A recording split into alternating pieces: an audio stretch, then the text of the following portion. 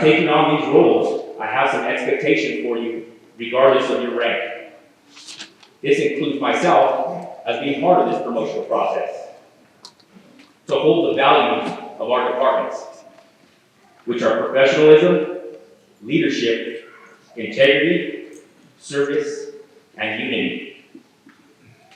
Now, these expectations are: stay compassionate, as hard as it is to do, running call after call, even on a negative outcome of a code blue.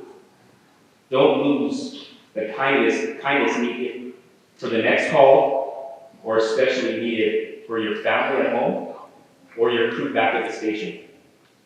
Stay humble. Remember why you became a firefighter: for the chance to make a positive difference in somebody's life. Stay modest.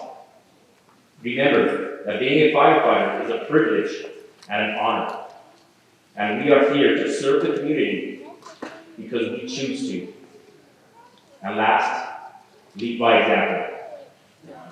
As I stated, I hold myself to these expectations and these commitments as your fire chief. I'm so proud of all of you, and I'm proud to be standing here as your fire chief. Congratulations, and thank you, family and friends. As our Deputy Chief mentioned, we've got a lot of brass over here that we're going to promote. And we don't get to do that very often at AFR. It's been 4 years since we brought in an entirely new leadership team. And so I do want to acknowledge for everyone who's rising in the ranks. For those of you at the early stages of your promotional career ladder, obviously you're still on the front line. Now you're leading the front line, and you're on scene, and you're dealing with everything you've been trained for. But I do want to acknowledge the other kind of leadership that comes when you go even higher, whether it's the battalion chief or whether it's you go to deputy chief. It's a different kind of leadership, especially in AFR. You've been training your whole career to literally fight fires or save lives. And now that leadership burden is how to support others to do that the best that they can. And it's a different kind of leadership. It involves a lot of paperwork. It involves a lot of dealing with civilians who are outside of the department.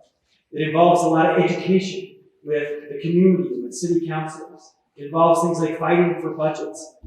Those might not sound exciting. They might not seem as glamorous or as heroic as what you used to do in your former jobs. But I want to thank you, because obviously those two go together. We cannot run a strong AFR. We cannot support the front line.